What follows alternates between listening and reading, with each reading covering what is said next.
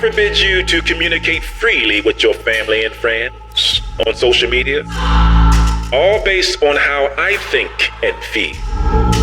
You see, you are hereby shadow banned and de-amplified, suppressed and censored, all based on the will and the governing authority of the censorship masters.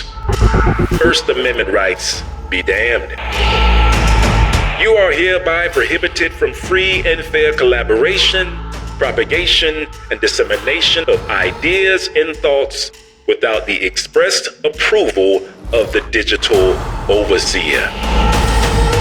Your channels, shorts, posts, tweets, text, audio, and videos are all under the authority and dominion of the digital overseer. You are hereby monitored and restricted without notification, consultation, or emancipation. It is an indefinite social media incarceration. Your hope is lost. Your freedom deferred. Unless you decide to make a change for freedom.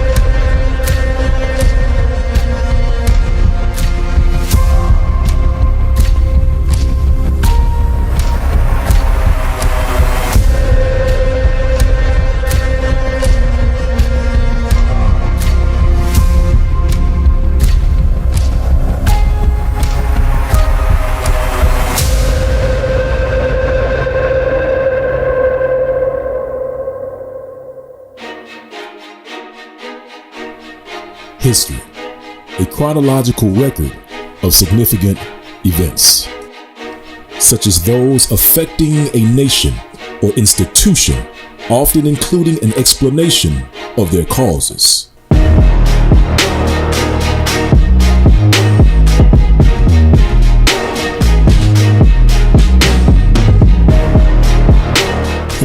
You see, fam, the pieces of our history were constructed by those who once held us captive, who selectively chose, deleted, modified, and packaged a customized history just for you.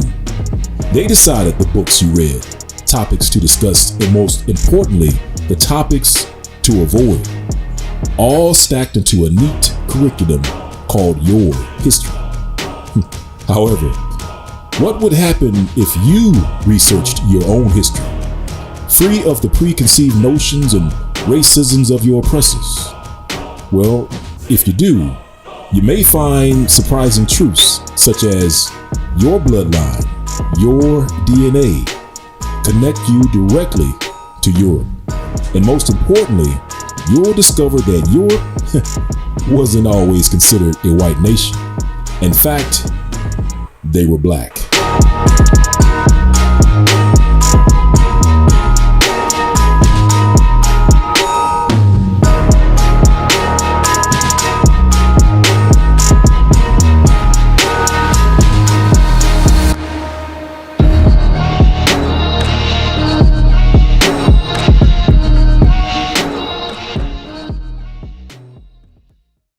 Shalom, shalom, family. It's your brother Benayah Ben Israel coming to you with a lesson called Black Germany. That's right, fam. No, I did not misspeak. I said Black Germany. And most high willing, fam, we will review references to show that not only does the so-called African American have direct ties and direct links to the Black Brews of Spain and Portugal, but we'll also show that we have a direct tie, direct link to the Black Brews of Germany. Hallelujah. All right, fam. So if you're curious, stay tuned. Go ahead and strap in, fam. Oh, you may want to grab a web browser. Just grab a device where you have a web browser, because on a few of these slides, I want you to be able to pull up some of your information to confirm that you are also tied into these Black Brews of Black Germany. Hallelujah. All right, fam. Well, with that being said, fam, we're going to switch over to more of a lecture format. And like I said, that's because of the sheer volume of slides that we have to cover in order to lay the foundation. All right, fam.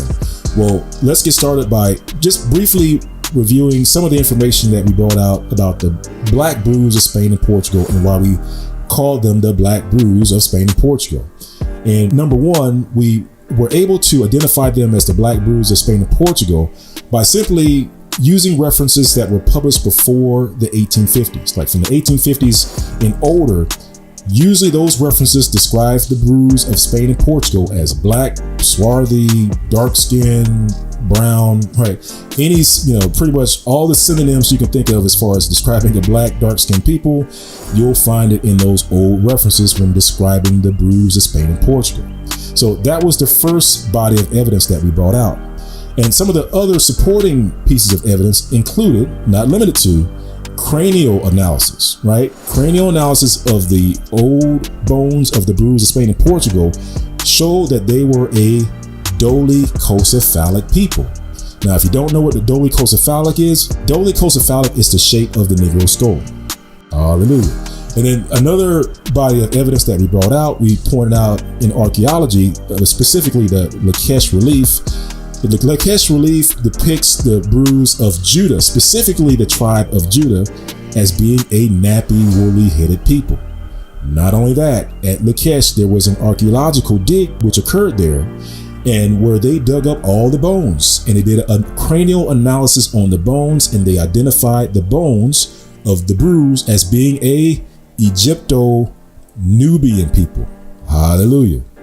Not only that, but we also took a look at DNA, family, and we proved that the so-called African American, as well as other Negroes around the world, we literally match the brews at one of the archaeological sites. And we also matched the dispersion pattern of the brews in Africa. There were certain places that the brews of Spain and Portugal were dispersed to in Africa, and so-called African Americans matched that dispersion pattern.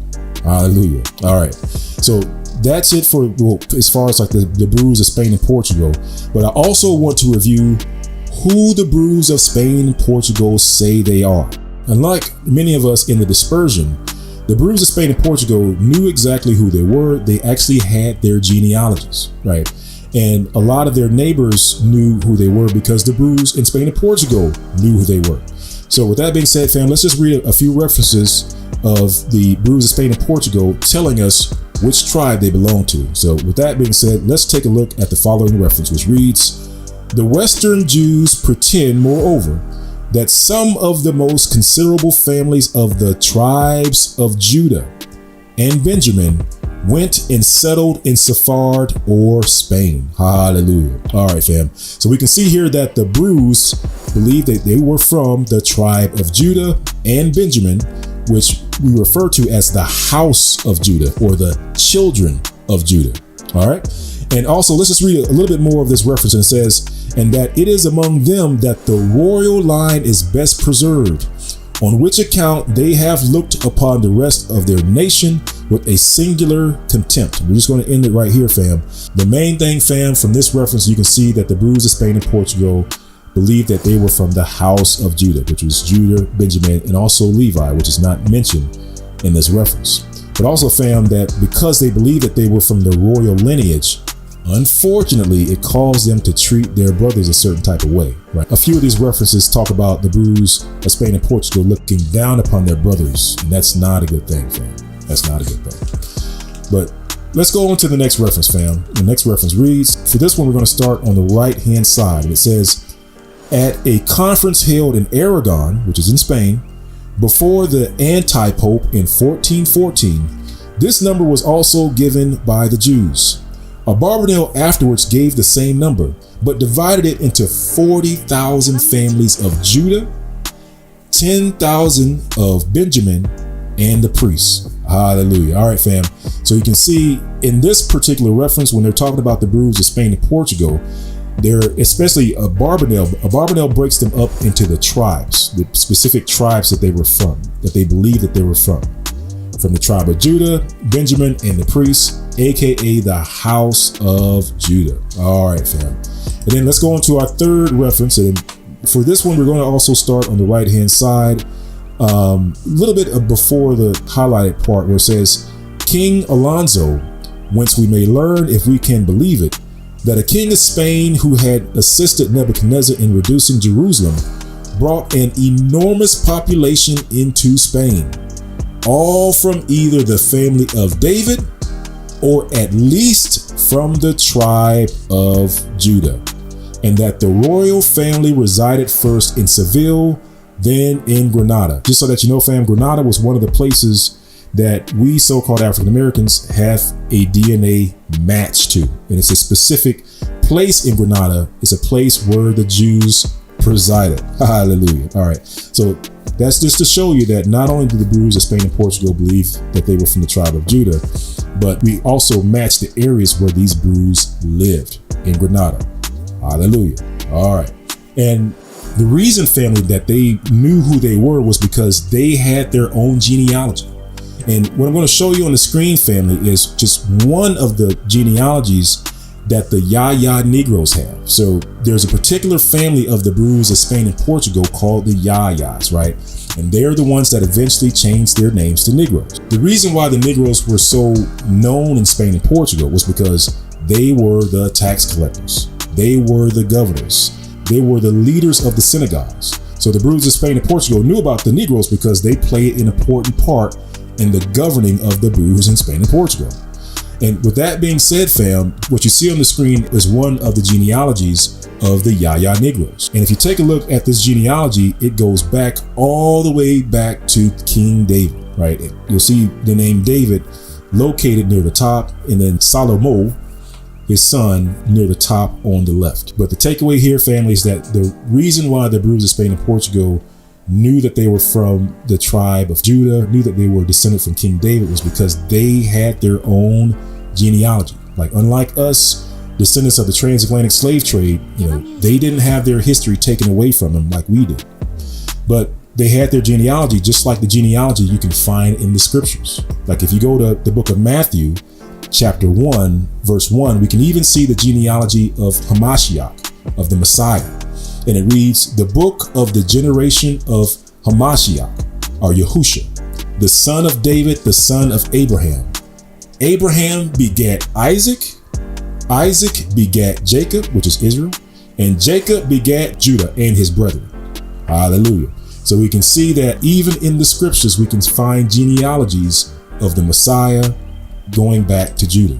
Hallelujah. We can even find a genealogy in the book of Luke, chapter 3, verse 23. That's Luke chapter 3, verse 23, where it says, and Yahusha himself began to be about 30 years of age, being as he was supposed the son of Joseph, and was the son of Heli, which was the son of Mathat, which was the son of Levi, which was the son of Malachi, which was the son of Janah, which was the son of Joseph. And we skip all the way down to verse 33. It says, which was the son of, and forgive me, I'm gonna mess up some of these names, fam. But it says, which was the son of Aminadab, which was the son of Aram, which was the son of Asram, which was the son of Phares, which was the son of Judah. Hallelujah. Which was the son of Jacob, which was the son of Isaac. So again, you can see the genealogy in the scriptures point to and identify the tribe of Judah. Hallelujah. All right, fam. So I just want to show you that the Brews in Spain and Portugal knew who they were because they had their genealogies, just like the genealogies that we can find in the scripture.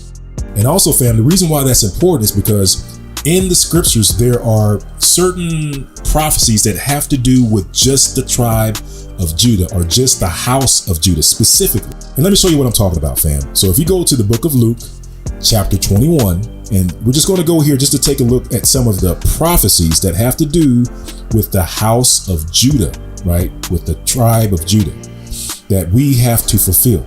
Okay. So in Luke chapter 21, let's start at verse 21, and it reads, then let them which are in Judea flee to the mountains. Now, Judea, if you don't know, fam, is where the house of Judah lives. So Israel was divided into two nations, right? There was the northern kingdom and the southern kingdom, what I call the north side and the south side.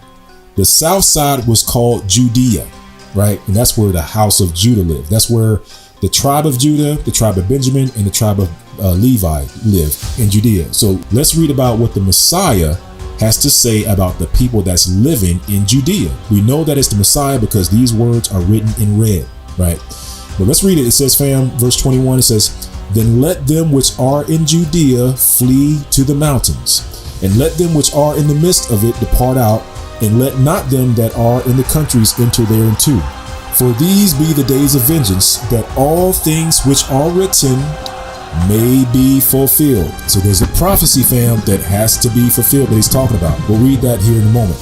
It says, verse 23, but woe unto them that are with child, and to them that give suck in those days. For there shall be great distress in the land, and wrath upon this people. Who are the this people? Them which are in Judea, right? Let's go down to verse 24. It reads, and they shall fall by the edge of the sword, and shall be led away captive into all nations. Have we not been led away captive into all nations, fam? And it reads, and Jerusalem shall be trodden down of the Gentiles until the times of the Gentiles be fulfilled. All right. So let's take a look at one of the prophecies that deal specifically with the house or tribe of Judah. And for that, let's go over to Joel chapter 3, and we'll start at verse 1. That's Joel chapter 3, verse 1. And it reads, for behold, in those days and in that time, when I shall bring again the captivity of Judah and Jerusalem, I will gather all nations and will bring them down in the valley of Jehoshaphat, and will plead with them there for my people and for my heritage Israel, whom they have scattered among the nations, and parted my land. And they have cast lots for my people. This should sound familiar, fam. And have given a boy for a harlot, and sold a girl for wine, that they might drink. Yea, and what have you to do with me, O Tyre and Zidon, and all the coast of Palestine? Will you render me a recompense? And if you recompense me, swiftly and speedily will I return your recompense upon your own head. Because you have taken my silver and my gold, and have carried into your temples my goodly pleasant things. Verse 6, the children of Judah, see it, fam? It says, the children also of Judah and the children of Jerusalem have you sold unto the Grecians. We're going to talk about those Grecians, Most High willing, in this presentation, because they are a certain people, family. The children of, who got sold to the Grecians, family? The children of Judah. The children also of Judah and the children of Jerusalem have you sold to the Grecians, that you might remove them far from their border. All right, fam. So we can see the children of Judah got sold to the Grecians. So the takeaway here, fam, is that the Brews of Spain and Portugal knew exactly who they were. And not only that, fam, they had a specific prophecy that they had to fulfill as the children or the house of Judah in Spain and Portugal. Now, let's use these buses for an example. And let's imagine in this hypothetical example that Israelites of different tribes living in different places around the world took one of these buses to the west coast of Africa. And not only did they come from different places, but they arrived there at different times. There were Brews that arrived in West Africa that came directly from Egypt, didn't even go over to the Promised Land. There are Brews that came over on a bus that came directly from Jerusalem before the Messiah was even born, right? There were Brews that came on a bus over to West Africa, the proverbial bus, right, fam? Just keeping it real. But came over on the proverbial bus over to the west coast of Africa from Spain and Portugal, right? And not only that, fam, it wasn't just one bus that came from Spain and Portugal, right? Some buses came at different times. Right, there was a bus that came in 1492. There was one that came in 1496 or later. Some that came in the 1500s. But the point is, fam, is that in the west coast of Africa, you have multiple tribes who got there at different times, who believe different things, fam.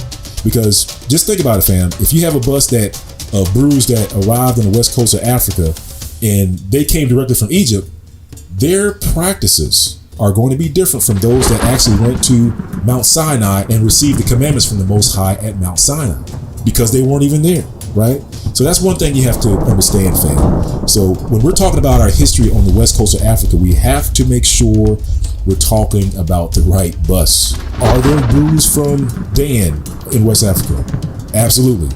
Are there Brews from Benjamin in West Africa? Absolutely. Are there Brews from Ephraim in West Africa? The Imokorim? Absolutely.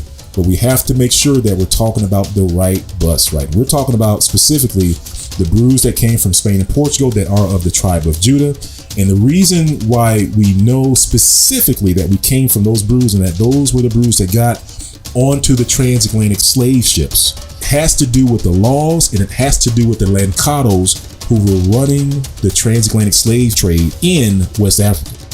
Just to talk about this real quick, fam, there's this thing called the Manuelian Ordinances. The Manuelian Ordinance were the laws that governed the transatlantic slave trade from the Portuguese perspective. Remember, the Portuguese were the ones that were running it. They were the ones that were sending the Lancados inland to work with the African chiefs to get the people. And now the Lancados were operating by the Manuelian laws. Manuelian laws were authorizing the Brews to be taken captive. If you have a chance, fam, check out the Hidden Hebrews King David 2 video, or the King David 2 presentation, which talks about these Lancados, which talks about the Manuelian laws. This is one of the primary reasons why we know that the transatlantic slave trade wasn't random, it was targeted, and that the tribe of Judah was primarily the ones that were taken onto the slave ships, or the house of Judah was primarily the ones that were taken onto the transatlantic slave ships. Why was the tribe of Judah taken onto the transatlantic slave ships? Because they had a prophecy that they had to fulfill. Hallelujah.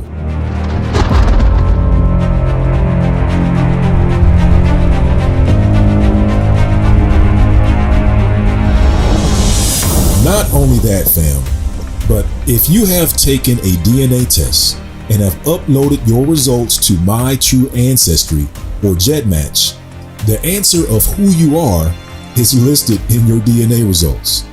For example, if you go to GEDmatch and go to the MDLP World 22 calculator and look at your single population results, if you have Limba as your closest genetic match, you are from Judah, or you are from the house of Judah. Or if you go to mytrueancestry.com and go to your results located on the analysis summary section and select modern populations to view your closest modern day population matches. And if your top genetic population match is Limba, then you are of the tribe of Judah or the house of Judah. Why is that? Well, the Limba know exactly where and when they came from in Israel. They know that they were exiled into Babylon by King Nebuchadnezzar, who took the house of Judah into exile in roughly 587 to 589 BC. Babylon took the southern kingdom into captivity during that time, not the northern kingdom. That's a historical fact. Also, the book of Nehemiah and Ezra lists the families who returned from the Babylonian captivity. And the limber's forefather of Sennacherib is literally listed in the Bible. Not only that, the Limba know that they descend from the southern kingdom brews who refused to divorce their wives, their strange wives, when they returned back to Jerusalem. The Bible explicitly tells us what tribes these men were from. Let's go to the book of Ezra, chapter 10, and we're going to read down to verse 9, but let's start at verse 1 to get some context. And it reads, "Now when Ezra had prayed and when he had confessed, weeping and casting himself down before the house of Yah, there assembled unto him out of Israel a very great congregation of men and women and children, for the people wept very sore. And Sheshaniah the son of Jehiel, one of the sons of Elam, answered and said unto Ezra, We have trespassed against our Yah, and have taken strange wives of the people of the land. Yet now there is hope in Israel concerning this thing." Let's drop down to verse 9 to see where these men are from, what tribes these men are from. And it reads, verse 9, "Then all the men of Judah and Benjamin gathered themselves together unto Jerusalem within 3 days." Well, there you go, fam. The men of Judah and the men of Benjamin. Now, where did we see the tribes of Judah and Benjamin, fam? That would be the brews of Spain and Portugal. And let's just reread this reference that we read at the beginning of this session. And it reads, "The Western Jews pretend, moreover, that some of the most considerable families of the tribes of Judah and Benjamin went and settled in Sephard or Spain." So again, we're seeing the tribes of Judah and Benjamin. Let's just reread one more reference to drive the point home. And we're going to read on the right side, and it reads, "At a conference held in Aragon," this is in Spain, "before the anti-pope in 1414, this number was also given by the Jews. Barbanel afterwards gave the same number, but divided it into 40,000 families of Judah and 10,000 families of Benjamin and the priests." So, of course, fam, you can see that Judah was the largest family in Spain. Hallelujah. All right, fam. So your closest DNA matches the Limba, who are from the house of Judah, and it matches the brews in Spain, who also state that they are from the house of Judah. You got it, fam?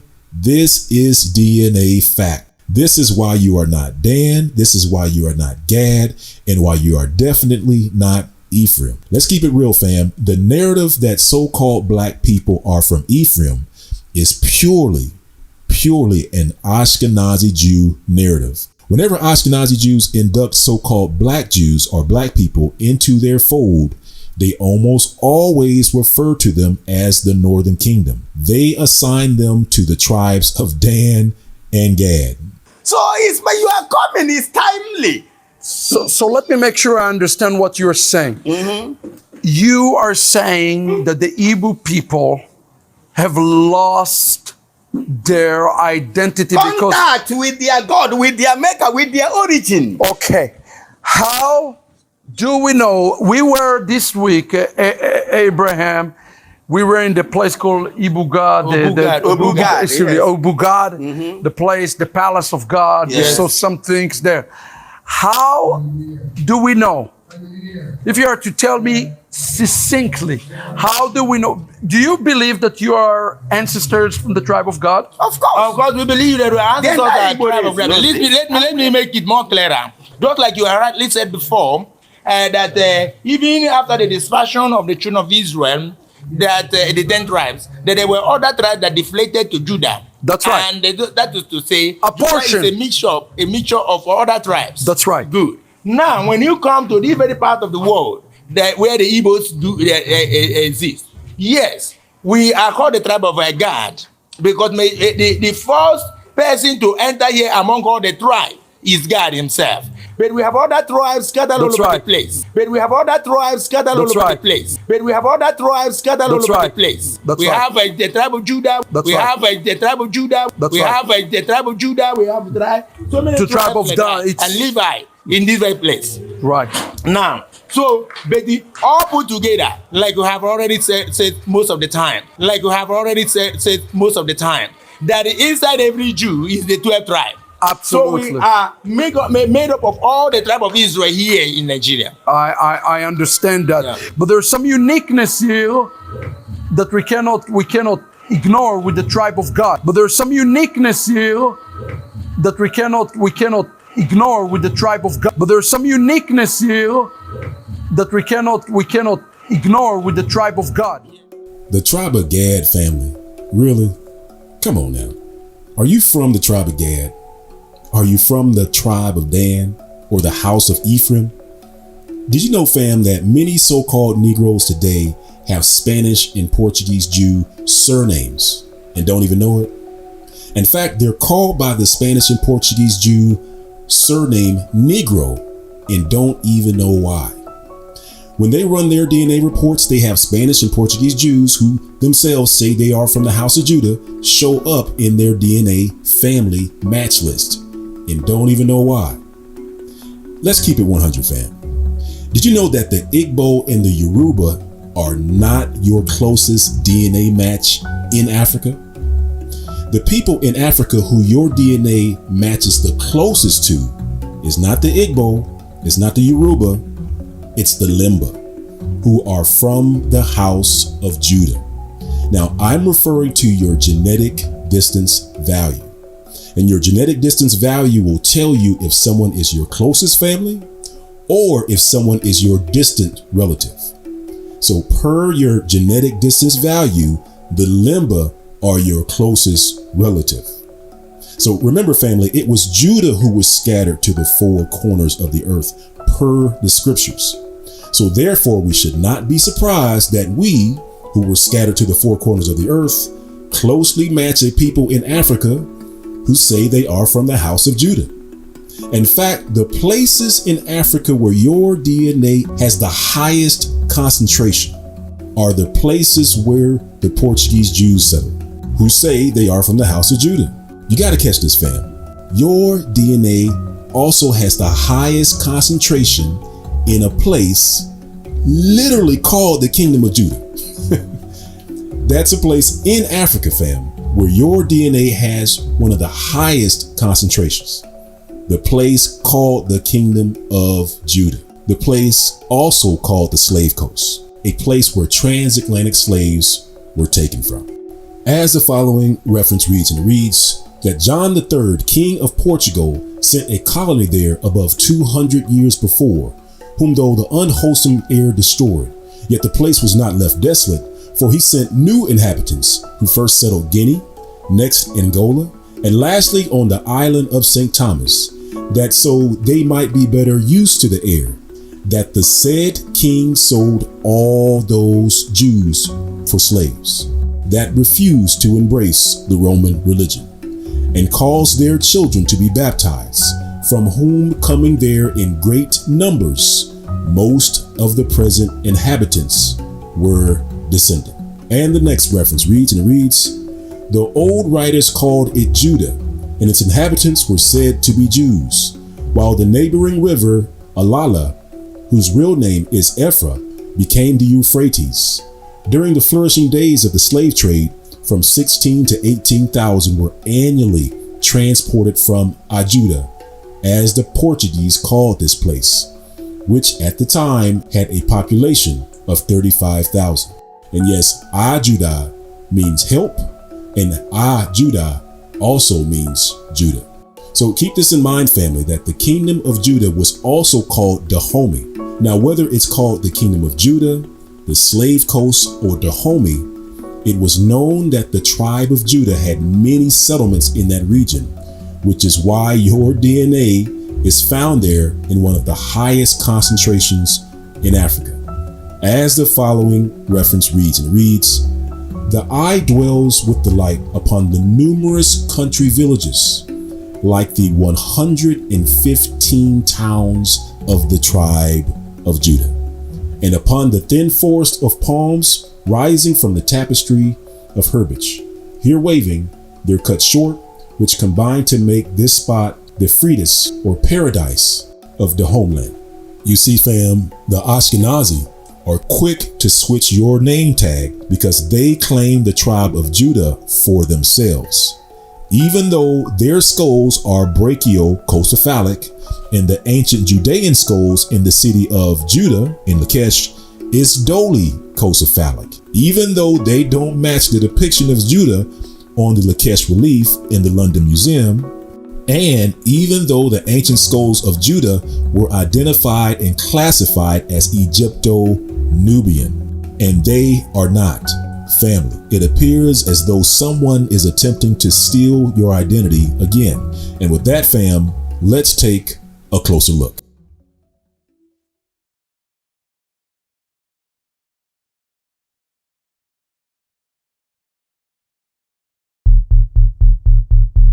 Okay, fam, let's get into it. So what's this thing about Black Germany? And more importantly, why should you care? Well, if you have taken a DNA test and uploaded your results to mytrueancestry.com, which compares your DNA to ancient DNA extracted from archaeological sites, well, fam, now would be a good time to bring up your My True Ancestry DNA report. And once you've logged on, click on Maps and Globes, then navigate to Germany as seen on the screen. And the first thing you'll notice is that many of you so-called Negroes have DNA matches in Germany, mostly Southern Germany. Now, why in the world would so-called Negro DNA be found in Southern Germany? In the place where the Jews lived. That's right, fam. So let's take a look at a map to see exactly where the Jews of Southern Germany lived.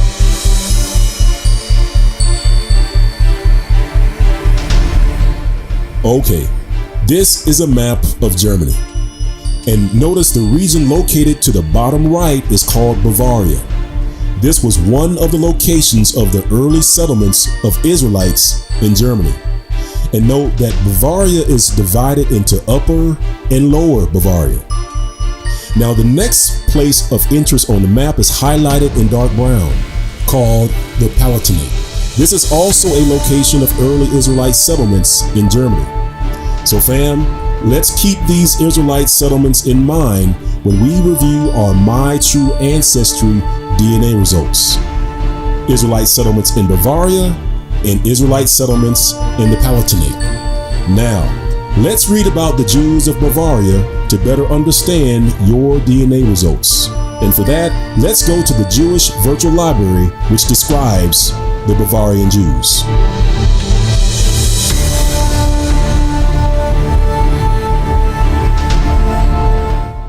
As the following reference reads, Bavaria, land in southern Germany, including Franconia. Jews are first mentioned there in the Passau toll regulations of 906. Here we go, fam, check it out. It says, their settlement was apparently connected with the trade routes to Hungary. Let's read that again. It says, their settlement was apparently connected with the trade routes to Hungary. Why is that important? Well, to answer that question, let's go back over to your My True Ancestry page to look at your map of Germany. And when we take a look at your map, we confirm that you indeed have a match in Bavaria, in both Lower and Upper Bavaria. But just as this reference states, you also have matches in Hungary that you can see over to the right. So over to the right, you should see a cluster of matches in Hungary, where the trade routes of the Jews in Bavaria have connections to. So fam, you literally have DNA to prove that you match that reference 100%. But wait, fam, we haven't finished the sentence. Let's go back to our reference. Let's read our sentence again. It says, their settlement, this is referring to the Jews of Bavaria, it says, their settlement was apparently connected with the trade routes to Hungary. And we just confirmed that we have DNA connections in Hungary. But the next one, it says Southern Russia. Southern Russia? Well, let's go back over to our My True Ancestry DNA report, and let's zoom out a little bit, and let's go over to Russia. And if you notice, in Russia, most of you don't have matches in northern Russia, but you have a bunch of matches, you guessed it, in southern Russia. Just as described by the Jewish Virtual Library. Family, you are matching this reference 110%. But wait, fam, we have one more location to match on this reference. Let's go back over to the Jewish Virtual Library and let's finish out our sentence. And it says, their settlement was apparently connected with the trade routes to Hungary, southern Russia, and it says, and northeastern Germany. So you guessed it, fam. Let's go back over to our My True Ancestry report. Let's pull up our map of Germany again, and let's take a look, and you'll notice that you have a match in northeastern Germany. Northeastern Germany. You see, fam, you are the people. You match this reference 110%. Now, fam, let's finish out this reference by dropping down to the second paragraph, and it reads, in 1442, the Jews were again expelled from Upper Bavaria. Now, just pause here for a second, fam. Now, notice that 1442, this was around the time that the Brews of Spain and Portugal were being persecuted as well, fam. But you can see that this persecution in Germany happened before they were expelled in Spain. So keep that in mind. All right, let's go back to our reference, and it says, in 1442, the Jews were again expelled from Upper Bavaria. Shortly afterwards, in 1450, the Jews in Lower Bavaria were flung into prison until they paid the Duke a ransom of 32,000 crowns and were then driven from the duchy. As a result of agitation by the Franciscan John, they were expelled from Franconia. In 1479, they were expelled from Passau. In 1499, from Nuremberg. In 1519, from Regensburg. The few remaining thereafter in the Duchy of Bavaria were expelled in 1551. Subsequently, Jewish settlement in Bavaria ceased until toward the end of the 17th century, when a small community was formed in Sobach by refugees from Vienna. In other words, there were replacement Jews that came from Italy and started settling in Germany.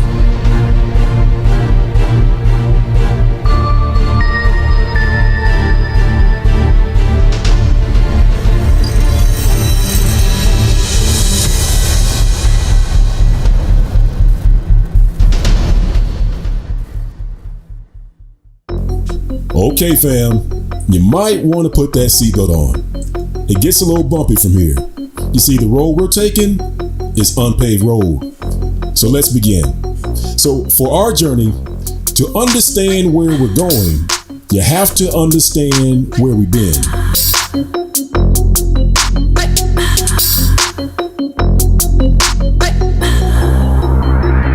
We showed how so-called Negro DNA perfectly matched the history of the Jews in Bavaria, Germany, showing related DNA matches in Hungary, southern Russia, and northeast Germany. Now, before we discuss the history of the Brews in northeast Germany, let's take a brief look at the people living in southern Germany, in the territory of the Jews called the Palatinate. Did they look like the modern-day white Jews of Germany today, or were they black? As the following reference reads, and it reads, differing originally in language, though even the oldest of the present generation know nothing of the German tongue, spoken or written, as well as in race and religion from the natives among whom they were planted. These Palatines still cling together like the members of a clan and worship together. It says most of them have a distinctly foreign type of features and are strongly built, swarthy in complexion, dark-haired, and brown-eyed.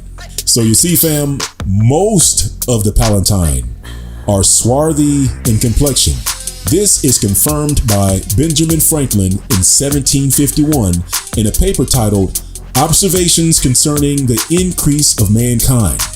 In his paper, Benjamin Franklin voices his support for a white America and a banning of the so-called black people in America. One of the black groups he wanted to ban from America were the swarthy Palatines of southern Germany. As the following reference reads, and reads, and since detachments of English from Britain sent to America will have their places at home soon supplied and increased so largely here, why should the Palatine Boers be suffered to swarm into our settlements, and by herding together establish their language and manners to the exclusion of ours? Why should Pennsylvania, founded by the English, become a colony of aliens who will shortly be so numerous as to Germanize us instead of our Anglifying them, and will never adopt our language or customs any more than they can acquire our complexion? Which leads me to add one other remark, that the number of purely white people in the world is proportionally small. All Africa is black or tawny. Asia, chiefly tawny. America, exclusive of the newcomers, wholly so. So in other words, family, saying America is tawny, Asia is tawny, and Africa is tawny. Let's keep reading, family. It says, and in Europe, the Spaniards, Italians, French, Russians, and the Swedes are generally of what we call, listen, a swarthy complexion, as are the Germans also. What? Well, I thought the Germans were white. Well, according to Benjamin Franklin, the Germans were a swarthy complexion. But we'll come back to this, family. Let's keep reading. It says, the Saxons only accepted, who with the English make the principal body of white people on the face of the earth. What? Fam, you got to get this. It says, the Saxons only, along with the English, they make up the principal body of the white people on the face of the earth. Now, this is according to Benjamin Franklin. Now, you have to wonder, family, what was Benjamin Franklin talking about when he's implying that the only white people during this time were the English people and the Saxons? That says a lot, fam, because the Saxons were, not only were they in England, they were also in northern Germany.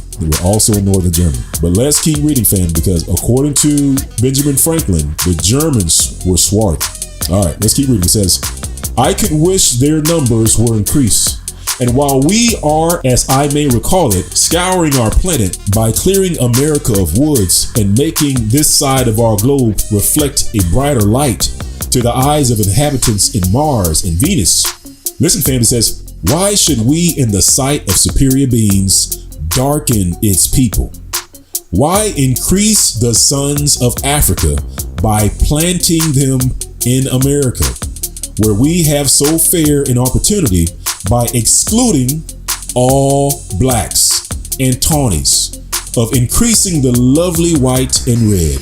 But perhaps I am partial to the complexion of my own country, for such kind of partiality is natural to mankind. Now, either Benjamin Franklin was drunk and had too much moonshine, or he's telling a truth that very few people know about today, that only the Saxons and the English made up the principal body of white people on the face of the earth. It's interesting, family, because as I stated before, the Saxons are in North Germany, where the Jews are indeed white. As the following reference reads, and reads, we need go no further than the Jews of southern Spain and compare them with those of Holland and, listen, fam, it says, northern Germany, to perceive a very striking difference. The Spanish Jew is always dark complexion, and his hair is uniformly black, while the German Jew is often as fair as any German and has light or red hair with blue eyes. Now, we're going to come back to that red hair and blue eyes. So just keep that in the back of your mind, fam. Red hair and blue eyes. That's associated with these Jews in northern Germany. All right, well, let's return back to our reference here, fam. Benjamin Franklin in his paper states he wants to exclude all blacks and tawnies from America. I'm sorry, fam. Did they teach us this in school? Did you know that Benjamin Franklin did not want the so-called black man in America? That he wanted white America? that he didn't want any swarthy Jeremy Palatine?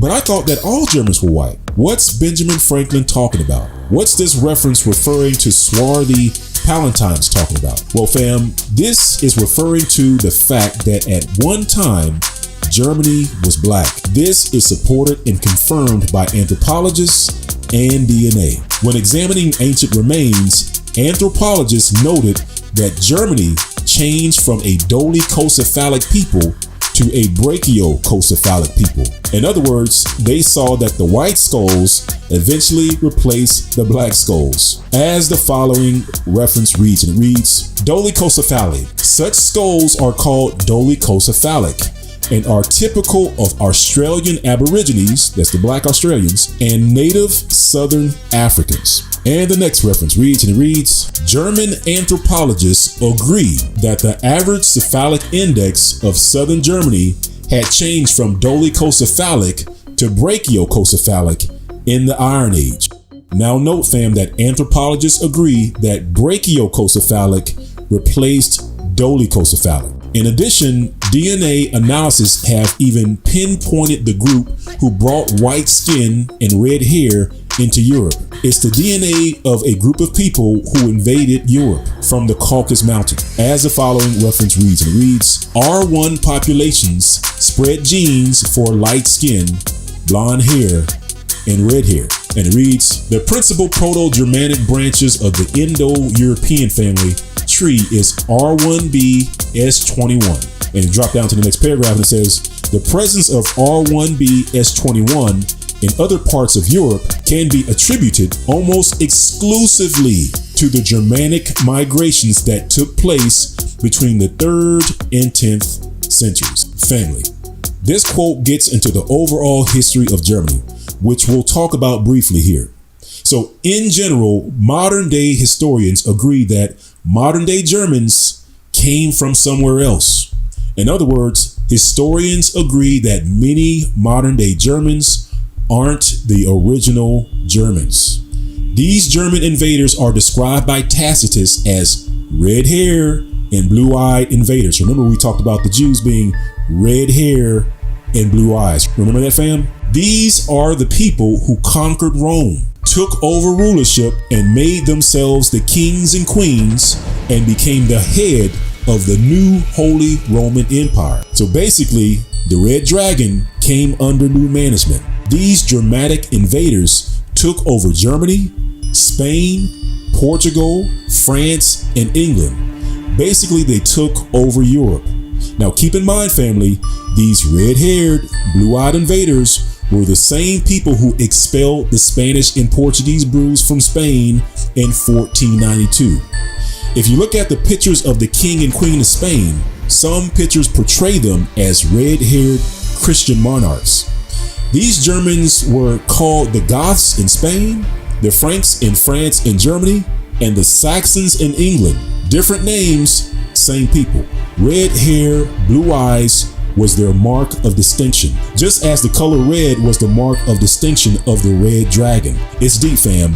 When you talk about the people who placed many of the so-called Negroes on the transatlantic slave ships, you're talking about the red-haired, blue-eyed people. They literally started the transatlantic slave trade. These people who came from the Caucasus Mountains are synonymous with Esau, a people who lived by the sword and conquered the world. The people in the Bible who had a perpetual hatred for his brother Jacob, Israel.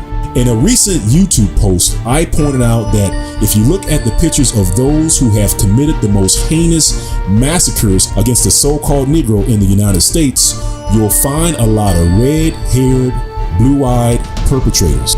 This includes the latest massacre in Buffalo. However, that's a story for another day, fam. The main takeaway here is that these red-haired, blue-eyed people have been persecuting swarthy black folks for a very, very long time. With that said, fam, let's talk about the Holy Roman Empire. Now, the Holy Roman Empire, at its heart, you'll find Germany. Its secular princes ruled from within the Palatinate, the very place where the Jews lived. And when we look at the family crest of the people living in Bavaria and the Palatinate, we find pictures of black people. So most high willing, we will take a closer look into this in part 2 of Black Journey. So for now, family, we will end part 1. I know that we've covered a lot of information today. However, we needed to lay the foundation for our journey into Black Germany and our eventual journey into the end times, the revealing of Esau, and what to expect in these last days. So Israel, stay blessed, and please like, comment, and share this video. Thank you to those who continue to support this work. So peace, love, and blessings, Israel. Stay blessed, and shalom.